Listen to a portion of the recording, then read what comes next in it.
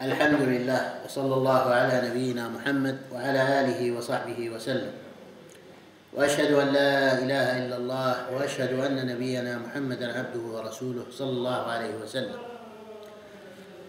Today inshallah we will start a very important aspect of knowledge in Islam, the knowledge of fiqh, or which is called jurisprudence.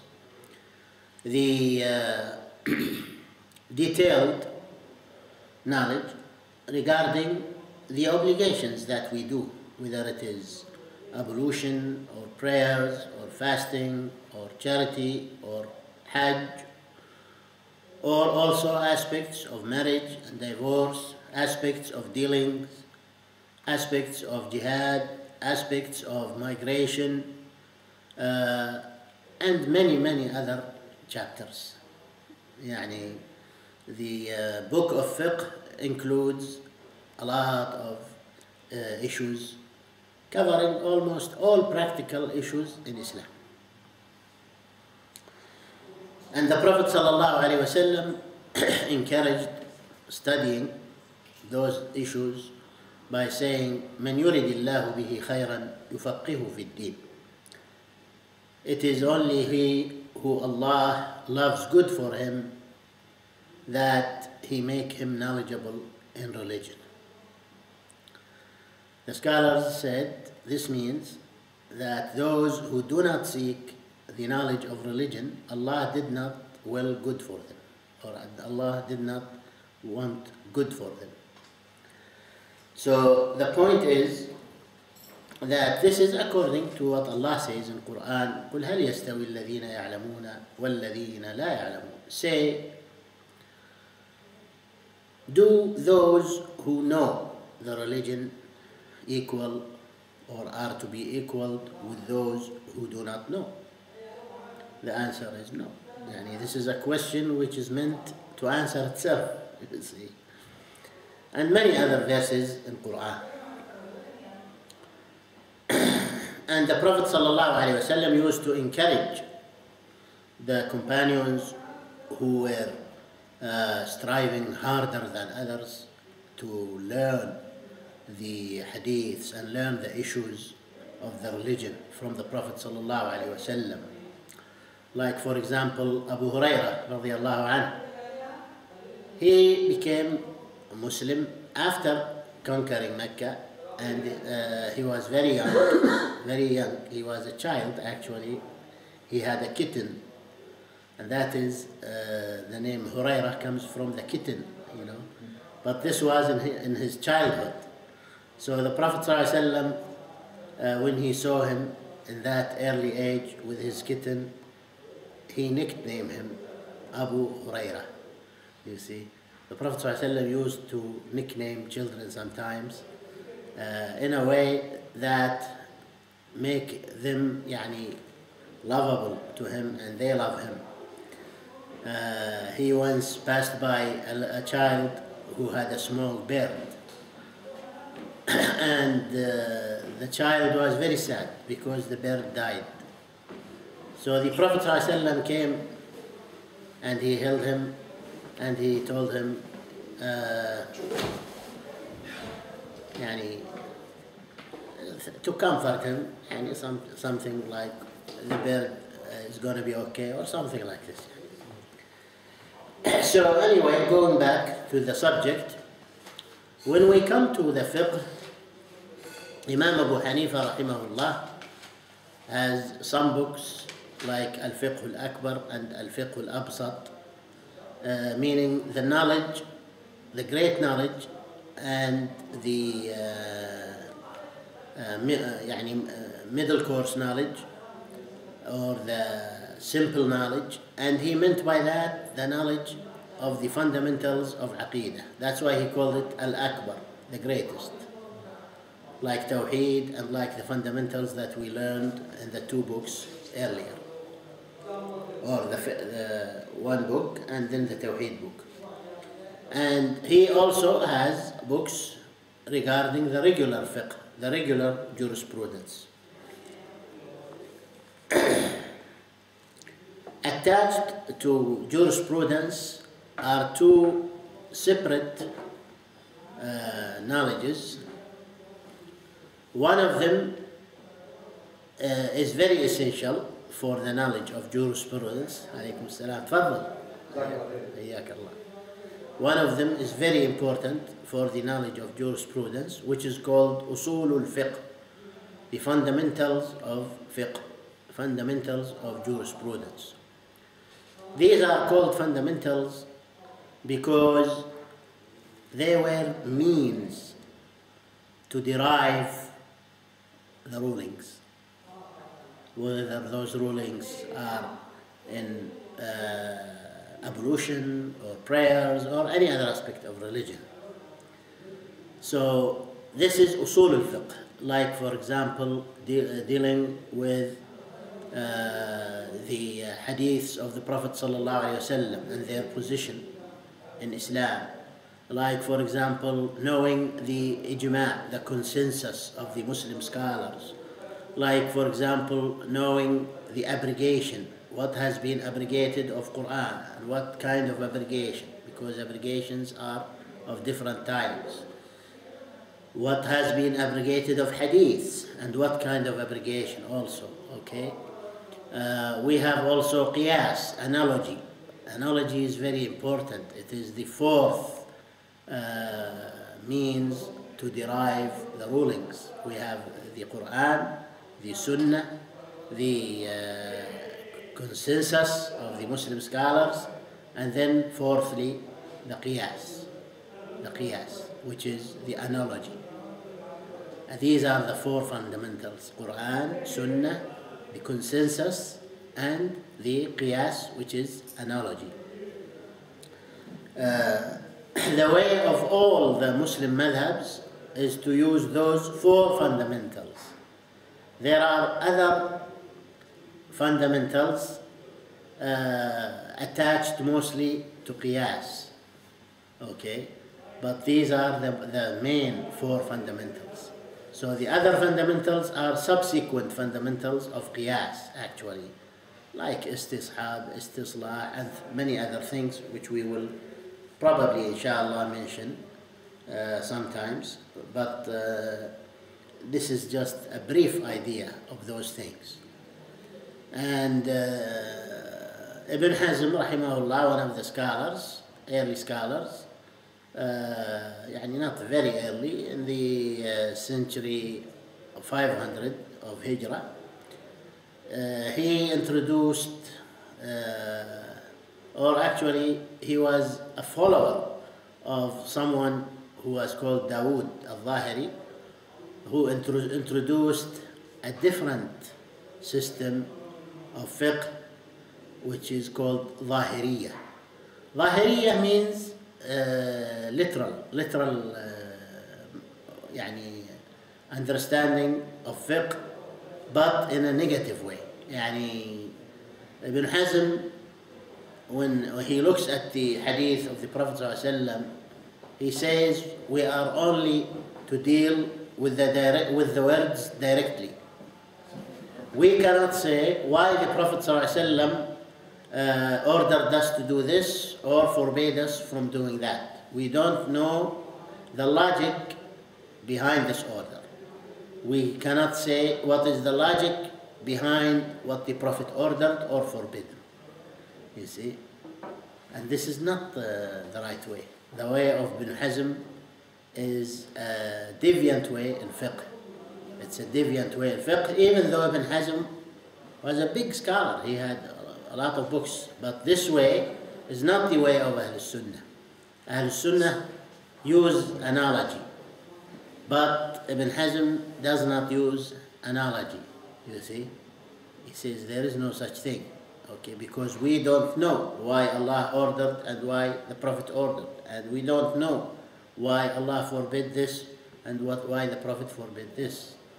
This is totally wrong. This is not true. Okay. In most of the orders of Allah, we can say why Allah ordered us to avoid, for example, intoxicating drinks. Okay. not clean, and they are harmful in many ways.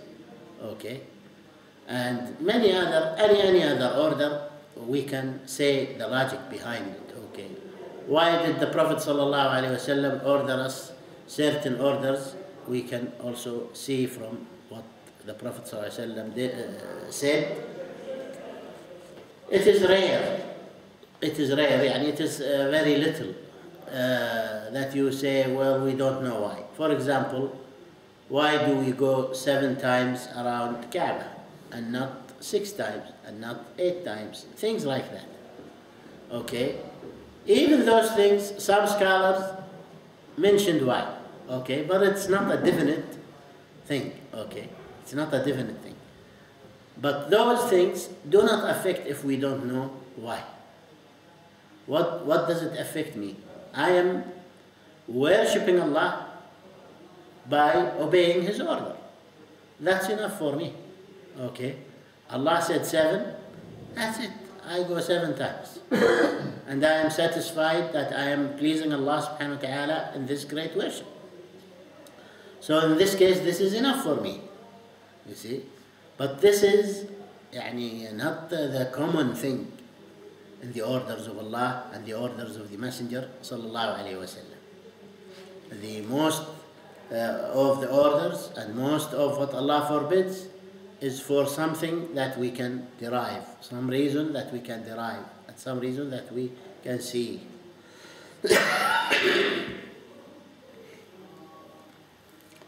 Now, in this book, which is called تحفة المحتاج إلى أدلة المنهاج, by the great scholar, Shafi'i scholar, Ibn al-Mulaqqin, rahimahullah, who died in the year 804 Hijri, which is around 420 years ago, or more than that.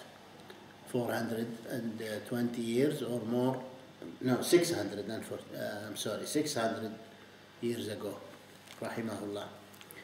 And this is a book which states the proofs from the hadith of the Prophet sallallahu alaihi wasallam for every issue of jurisprudence, whether it is in the chapter of ablution or salat or zakat or siyam or any other chapter. He starts by just pointing out to some of the expressions that he will be using here.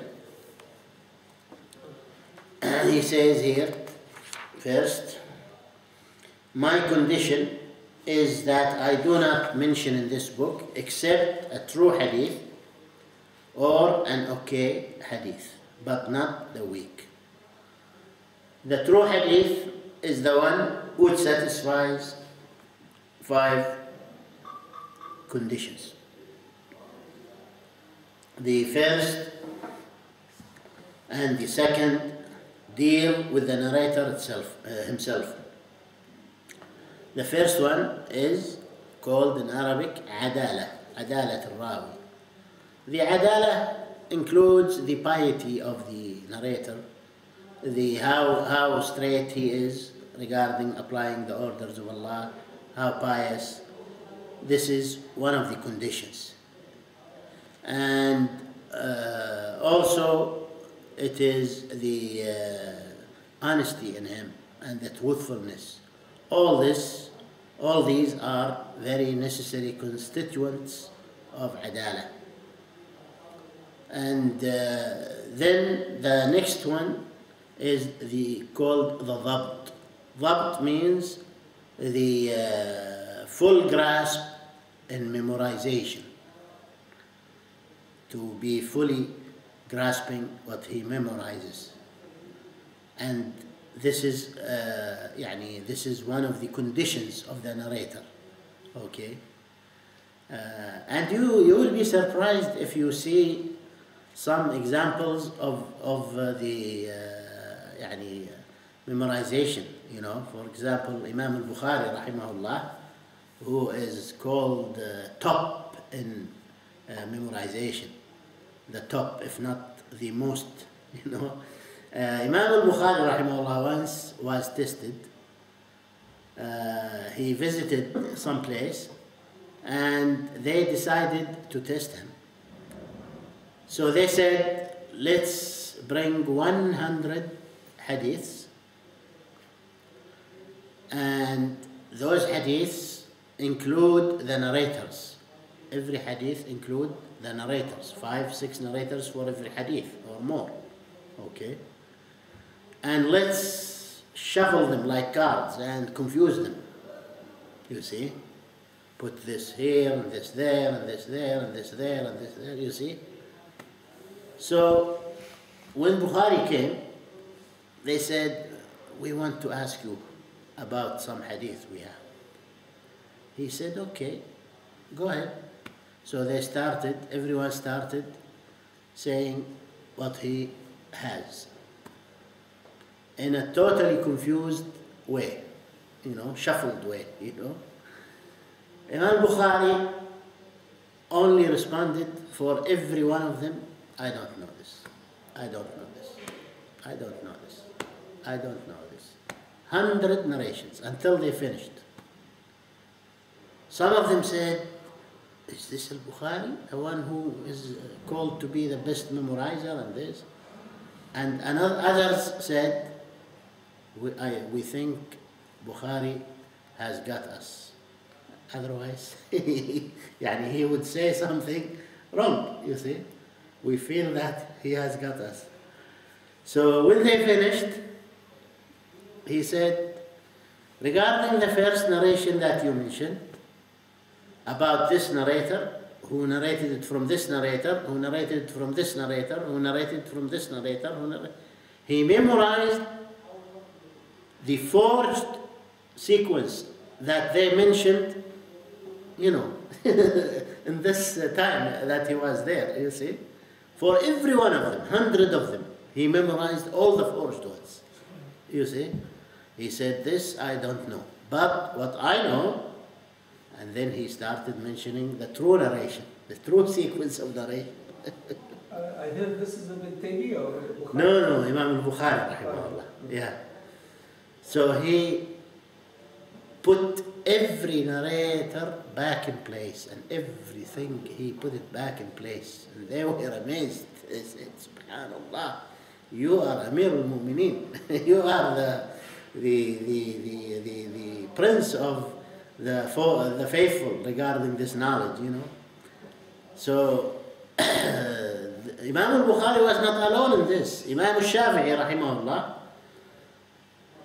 who was the sheikh of Imam Ahmad, said, I never put any ink in any white paper. I never wrote anything. I would only hear it and capture it like a tape recorder. Like a tape recorder, exactly. Huh? Subhanallah. Imam Ahmad was memorizing 1 million narrations. 1 million. At-Tirmidhi, the same. Imam al-Bukhari, more than 600,000 narrations. You see, he used to remember. Imam Muslim and others, all of them are like that. So you could imagine how Allah subhanahu wa ta'ala protected his religion by making it possible for people like those to get all this knowledge, you know. Not only knowledge of the hadiths, but of the narrators also. So the author here says, so we mentioned the 5 conditions, the 2 conditions of the true hadith. The third condition is called the continuity of the narration, ittisal al-sanad. It has to be continuous. There shouldn't be one disconnection, you see. If there is one disconnection, then it's weak, you see. It has to be continuous. And what does the continuity mean? The majority of the scholars of the hadith say, the narrator who says, I heard it from such and such, at least there should be a definite proof that it was possible for him to meet with him and hear from him. If there is no such proof, then we don't accept it. It's weak. Okay. Al-Bukhari went even further in his book. That's why his book is the most superior. Because of this condition. He said, this is not enough. It's not enough to have a proof that this narrator, it was possible for him to hear that narrator. No, that's not enough. It must be proven that they met. You see? And if it cannot be proven that they met, then I'm not going to put it in this book, which is called now Sahih al-Bukhari. And the old name is Sahih al-Jami, the conclusive Sahih book.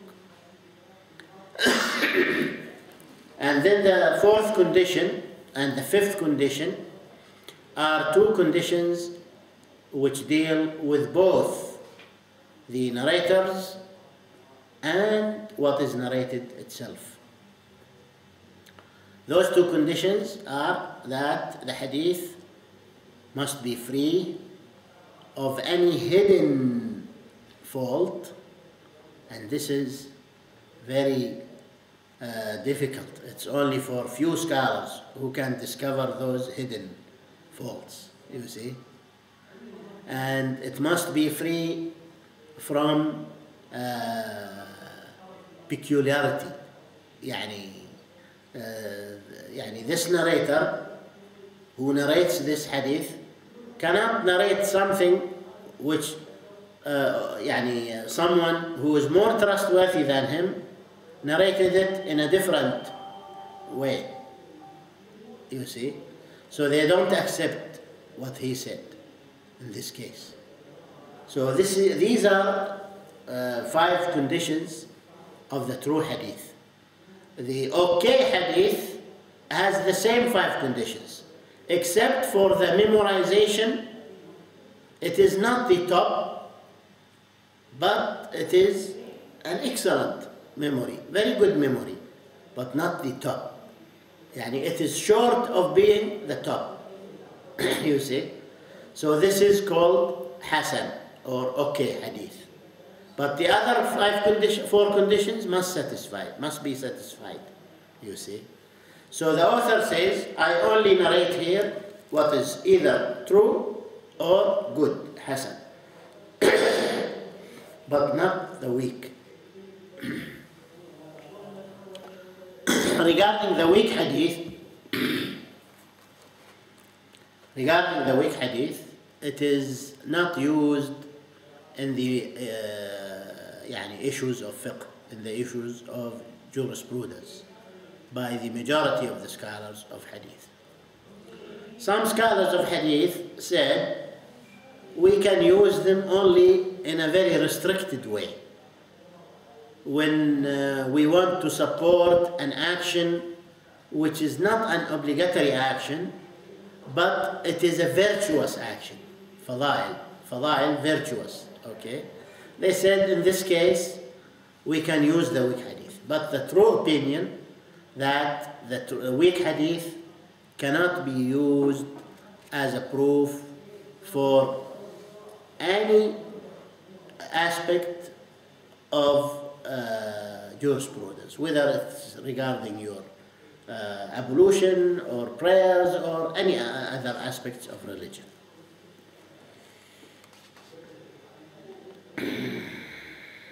He says, if I were to mention a weak narration, I would point out to its weakness.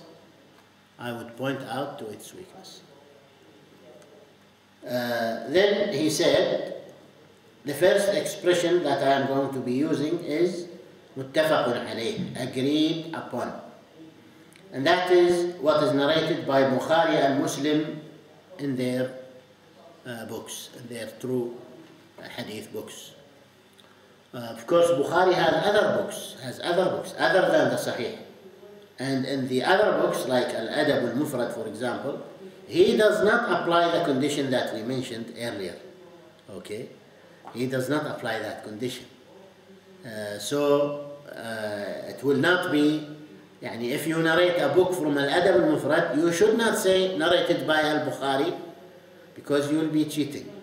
You should say narrated by Al-Bukhari in his book Al-Adab al-Mufrad. You see, because if you say narrated by Bukhari, most of the people would be under the illusion that it is Sahih al-Bukhari. You see? So you will be cheating them. And a lot of innovators do this. You see, they bring hadiths of that Bukhari narrated in other books, and they say Rawah al-Bukhari, narrated by Bukhari. You see, to cheat others. It's because others know that if it says Rawah al-Bukhari, then it's agreed upon to be true. You see? So this is the way they support their innovations, by cheating like that. And I've seen a lot of examples in contemporary writings. Okay. Regarding Bukhari and Muslim, this is the top true hadith is what is agreed by Bukhari and Muslim. Okay. Next in rank is what is narrated by Bukhari alone. Third, what is narrated by Muslim alone. Fourth, what satisfies the conditions of Bukhari but not narrated by Al-Bukhari in his book. We have a book called Al-Mustadrak ala Sahihayn by Al-Hakim. Al-Mustadrak means what Bukhari should have narrated in his Sahih book, but he left out. This is what Al-Mustadrak means. So Al-Hakim made a book called Al-Mustadrak ala Sahihayn. You see, collecting all those hadiths which he thinks that they satisfy the conditions of Bukhari and Muslim, but they were left out for some reason. Okay. And of course, in most of what he said, this satisfies the conditions of Bukhari and Muslim, he was lenient on that.